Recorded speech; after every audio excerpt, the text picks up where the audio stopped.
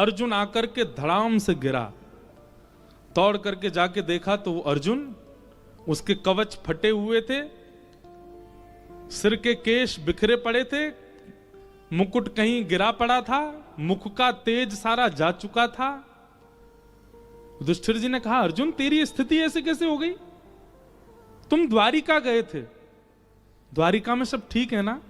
वसुदेव जी, देवकी, रुक्मणी, सत्यभामा, जामवती, सबका नाम लिया, और जैसे ही नाम लिया द्वारिकाधीश का, हमारे श्री कृष्ण ठीक है ना? कृष्ण नाम सुनते अर्जुन बहुत रोए। बोले, भैया पग पग पे हमारी रक्षा करने वाले द्वारिकाधीश कृष्ण अपनी लीला विश्राम करके स्वधाम चले गए और द्वारिका समुद्र में डूब गई है। ये खबर सुनते ही युधिष्ठिर जी स्तब्ध हो गए। बोले, भगवान चले गए लीला पूरी करके? बोले, हाँ। एक बात सुनिएगा, ठाकुर जी को बंधुओं हमारी तरह लीला विश्राम करने वाला कभी मत समझिएगा। हमको शमशान ले जाया जाता, हमारी चिता में अग्नि लगाई जाती, हमारे संस्कार किए जाते हैं, अग्नि संस्कार, अंतिम संस्कार, ये सब ठाकुर जी के प्रति कभी सोचना भी नहीं। गीता में भगवान कहते हैं, जो व्यक्ति मुझे अपने समान मरणासन अवस्था वाला समझता है वो व्यक्ति महा अपवित्र है। कभी नहीं होता। ठाकुर जी अंतर ध्यान हो जाते हैं। अर्जुन ने कहा, भगवान अंतर ध्यान हो गए। ये बात सुनते ही युधिष्ठिर बोले, जिनकी वजह से हस्तिनापुर मिला, जिनकी वजह से महाभारत युद्ध जीते, वो ही जब नहीं है तो फिर हम यहां रह के क्या करें? और पांचों पांडव द्रौपदी के साथ स्वर्गारोहण को चले गए। इस बीच में कुंती जी के साथ क्या हुआ? कुंती जी को जैसे ही पता चला कि भगवान ने अपनी लीला पूरी, अभी मैंने कुंती स्तुति कही नहीं है आज, नहीं तो कृष्ण जन्म नहीं हो पाता। इतनी अद्भुत है कुंती स्तुति। मैंने कहा ना, कर्ण, कृष्ण और कुंती ये अद्भुत है। इनको मैं तभी स्पर्श करता हूं जब मुझ पर समय बहुत ज्यादा हो और कोई पाबंदी ना हो। पाबंदी तो यहां पे है नहीं, पर कृष्ण जन्म तो करना, बैठे हैं बेचारे झूला में पहले तो ही आके। अब कहीं 12 बज जाएंगे कथा में, इसलिए मैं उस विषय में जा नहीं रहा हूं। कुंती बहुत अद्भुत प्रसंग है। कुंती को जैसे पता चला कि भगवान कृष्ण लीला पूरी करके चले गए, बाकी सब लोगों को तो रोने का समय मिला होगा, चिंता करने का समय मिला होगा। कुंती ने जैसे ही सुना ठाकुर जी गए, उसी क्षण कुंती ने प्राण त्याग दिए। जीवित रही, मानो जीवित ही इसीलिए थी क्योंकि ठाकुर जी हैं। ऐसा प्रेम कुंती का। छोटे से बालक परीक्षित को राजा बना दिया और चले गए। और क्योंकि छोटा बालक है इसलिए ब्राह्मणों को आज्ञा कि आप लोग निर्देशन कीजिएगा परीक्षित को कैसे राजपाट संभालना है। पांचों पांडव चले गए। परीक्षित धीरे धीरे धीरे बड़े हुए, ब्राह्मणों के निर्देशन में राजपाट संभालने लगे। एक दिन परीक्षित का ब्याह हुआ, जन्मेजय आदि पुत्र हुए। परीक्षित वन में गए, तभी उनको एक काला काला व्यक्ति मिला जो कि वृषभ यानी कि बैल, उसके 3 पैर कट चुके हैं, चौथे पैर को काट रहा था। ये वृषभ कौन है? धर्म। धर्म के 4 चरण होते हैं, सत्य, दान, दया और पवित्रता। और ये काला व्यक्ति कौन है? कलयुग। कलयुग धर्म के 3 पैर काट चुका है, सत्य, दान, दया और पवित्रता। ये 3 पैर कलयुग में नहीं है, केवल 1 पैर बचा है, सत्य। हम दान नहीं कर रहे हैं, आडंबर करते हैं दान के नाम पे। दया नहीं है हमारे चित्त में, वो भी आडंबर ही है। और पवित्रता तो पूछो ही मत, हम जैसा पवित्र तो कोई हो ही नहीं सकता है। पवित्रता तो बहुत है हम लोगों में। कई लोगों को सुबह जल्दी उठना होता है ना, और रात को नहा के सोते हैं। एक बार विदेश की कहीं की बात है, तो हमने एक बहन से पूछा, मैंने कहा आप सुबह ऑफिस कितने बजे जाते हो? बोले 7 बजे। मैंने कहा उठते कितने बजे हो?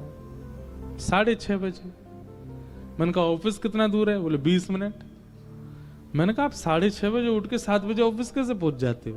बोले कुछ नहीं, बस सुबह तैयार हुए, गाड़ी में बैठे, कॉफी ली, बर्गर लिया, वो अपना खाते गए, पहुंच गए। मैंने कहा वो सब ठीक है, नहाए कब? बोले वो तो रात में नहा के सोते हैं हम। मैंने कहा जय हो, पवित्रता की साक्षात प्रतिमूर्ति मुझे आज दिखी। अरे भले आदमी, कई लोग ऐसे हैं वो सुबह सुबह मंगला करने भी बिना नहाए धोए जाते हैं। एक माता जी मुझे अभी नाथद द्वार में सुबह मुझे रोज बोले, मैं रोज मंगला करने जाती हूँ, रोज मंगला करने जाती हूँ। एक दिन मैंने उनको पकड़ा, मैंने कहा सुनो, नहा के जाती हो?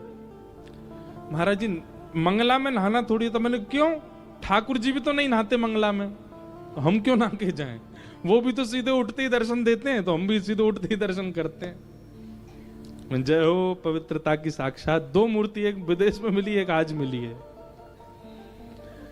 ये तो सब ऐसी एक व्यवहारिक बात मैंने कह दी, नहीं तो स्वयं से पूछे आप पवित्र रहते हो?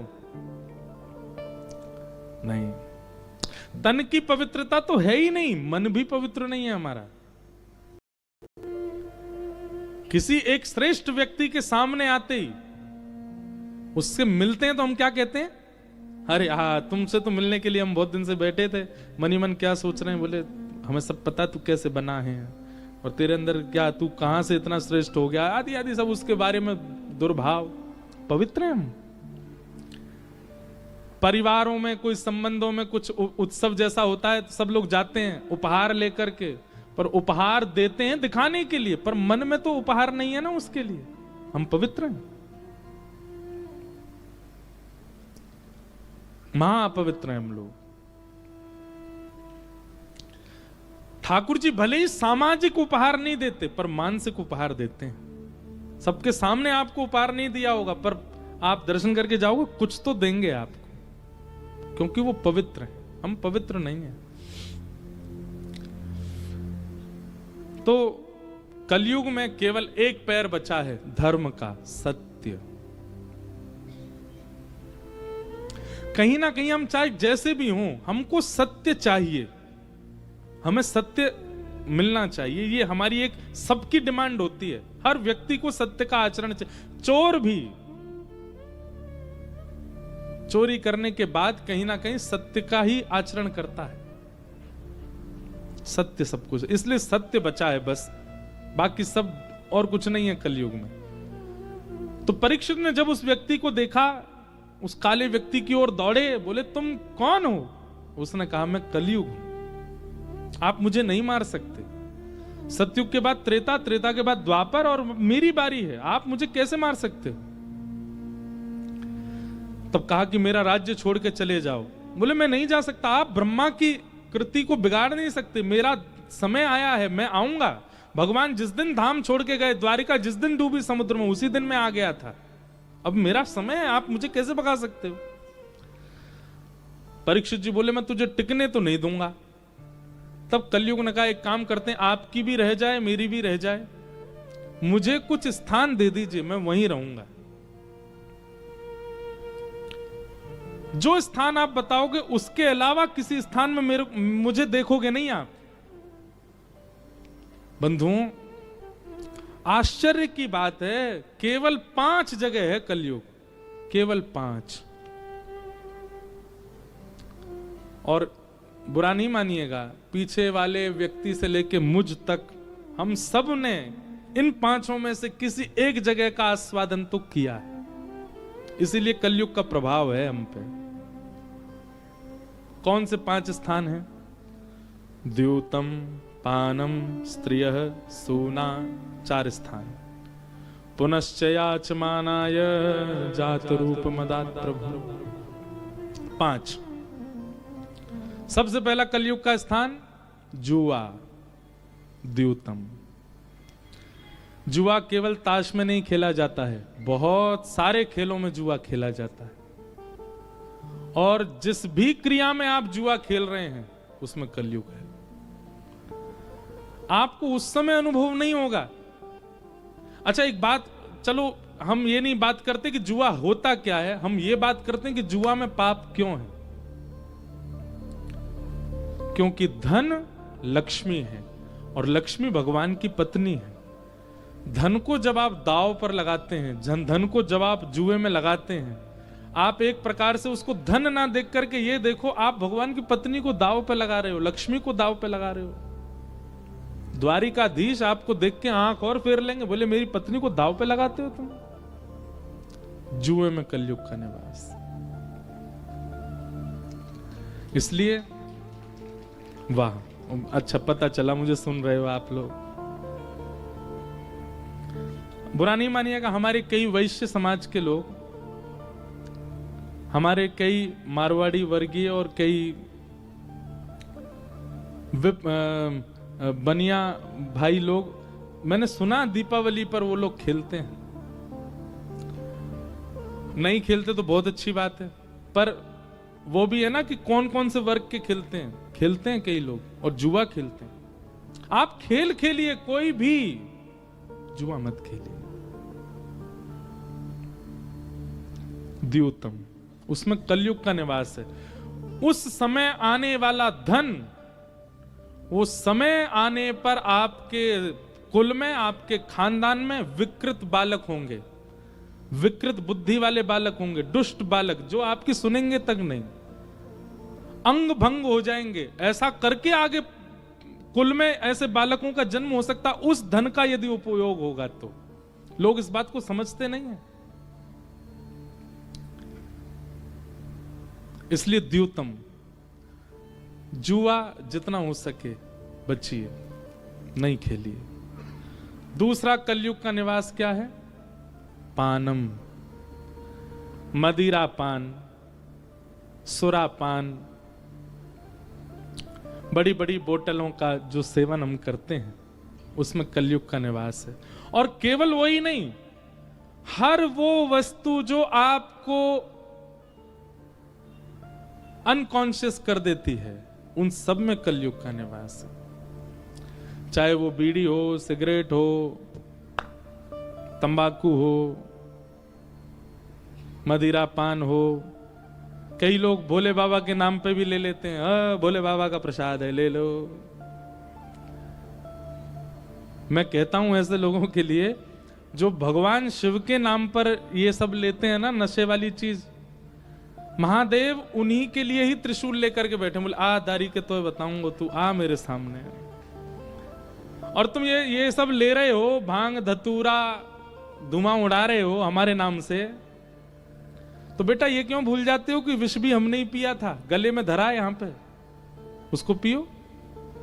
अपने मतलब की सब चीजें हमको सुनाई दे जाती हैं। नहीं, आप जिससे भी अनकॉन्शियस होते हो, ऐसी कोई भी पेय पदार्थ, खाने वाले पदार्थ, उन सब में कलयुग का निवास है। आपका बुद्धि, आपकी बुद्धि अपने स्तर से परे हो जाती है। एक बहुत विचित्र आदमी मेरे पास आया, मुझसे बोला महाराज जी आप कह रहे हो अनकॉन्शियस, मैं तो कॉन्शियस ही पी के होता हूं, मेरा तो मन ही उसमें तभी लगता है।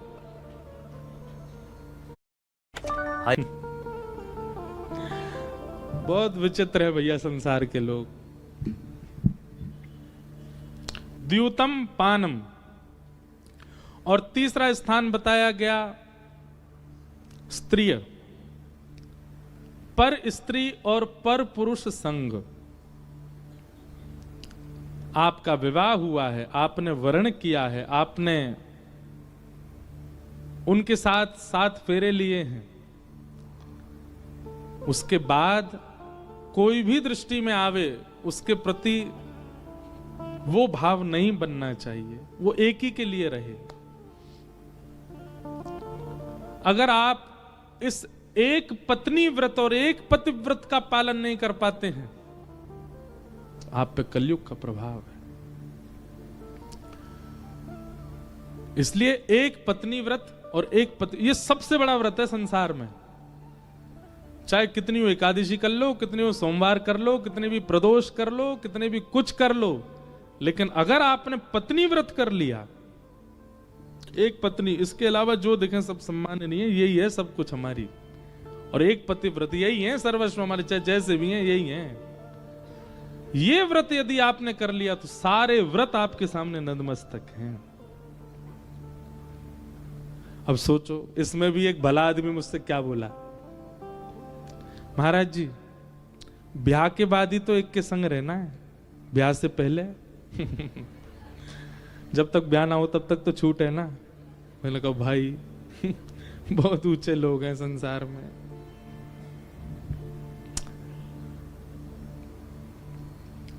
पत्नी व्रत, पतिव्रत, अगर इसका पालन आप नहीं कर पा रहे हैं तो विवाह के समय अग्नि साक्षी मानी थी, विवाह के समय बड़े लोगों का आशीष लिया था, विवाह के समय वेद मंत्रों ने साक्षी दिलाई थी, इन सब की साक्षियों पर कीचड़ डाल दिया आपने। माता पिता के आशीष लेने का दुर्फल मिलेगा आपको अगर विवाह के बाद किसी के प्रति कुदृष्टि जाती है तो। वेदों की आज्ञा का उल्लंघन करने का आपको प्रतिफल मिलेगा। अग्नि साक्षी मान करके फेरे लिए थे, अग्नि का दंड मिले, कितने दंड मिलते हैं। इसलिए व्यक्ति को अब तो टिकते ही नहीं है ब्याह, हो ही नहीं रहे, हो ना तो मतलब रुके ही नहीं पा रहे हैं। उसके पीछे कारण पता है क्या है? प्रदर्शन। आप अपना सब कुछ प्रदर्शित कीजिए, पर हमारी एक बात मानिए, अपने गोपनीय संबंधों को प्रदर्शित मत कीजिए कहीं भी। अपना संबंध जो है आपका पति पत्नी का है आदि जो भी है वो गोपनीय रहने दीजिए। वो जितना गोपनीय रहेगा उतने ज्यादा आप बढ़िया रहेंगे। हम जितने पॉडकास्ट होते हैं हमारे, जितने इंटरव्यू, सब में बोलता हूं मैं ये बात। आपका ठाकुर जी से भी प्रेम है ना, वो भी गोपनीय रखिए, उसको भी ज्यादा प्रकट मत कीजिए। प्रकट केवल उतना करो जितना संसार सह सकती है। और या फिर एक और बात बताएं, प्रकट गलत कर दो, अंतरंग बढ़िया रखो अपना। सबको बस बहकावे में रखो, हमारा तो ऐसा है, पर अंतरंग भाव से आपका भाव अलग हो, वो गोपनीय रखो। हमारे लाल जी से हमारा जो प्रेम है ना, वो केवल उतना ही प्रकट, उतना ही उजागर कर रहा है जितना होना चाहिए, उससे अधिक नहीं।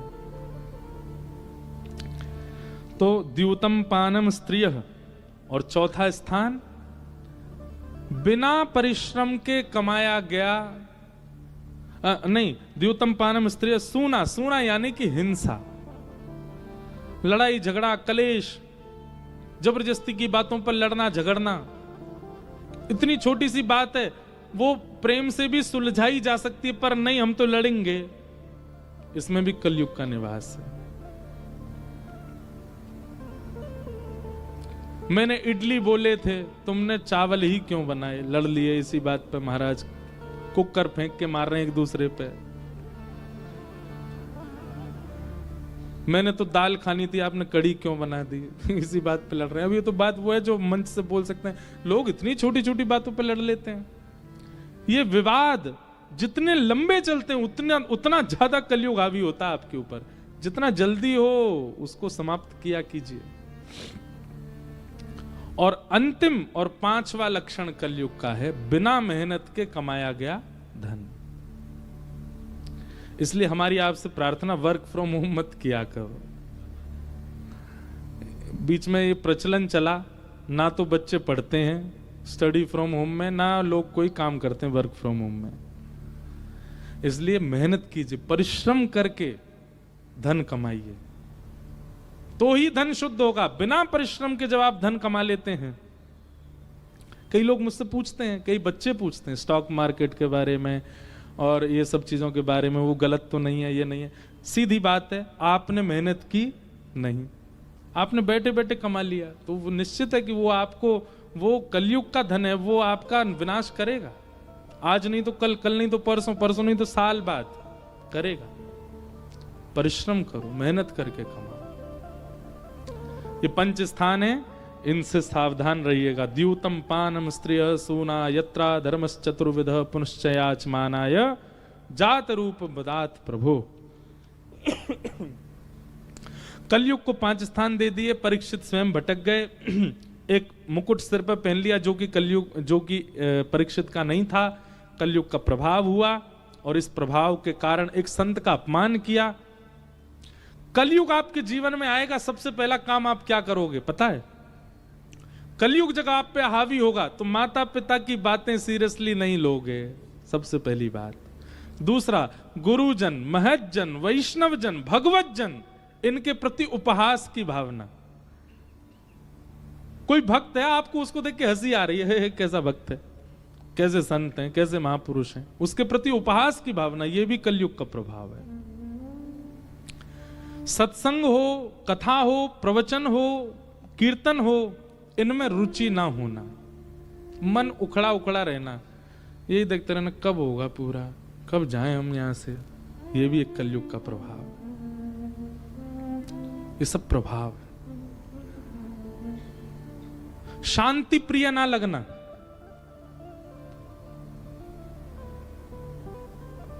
जहां पर सब समाज बैठ करके दुनिया भर की उल्टी सीधी बातें कर रहे हो, वहां बैठने की इच्छा होना, ये भी कलयुग का प्रभाव, बहुत प्रभाव है। पूरी कथा ही कलयुग पे निकल जाएगी, इसलिए हम क्या समय क्या हो गया, और 6:30 तो बज गए यहीं। चलो अब हनुमान जी की तरफ उछल कूद करते हैं, पहुंचते हैं सीधे गोकुल। द्वारिका से गोकुल दूर भी तो बहुत है, दूर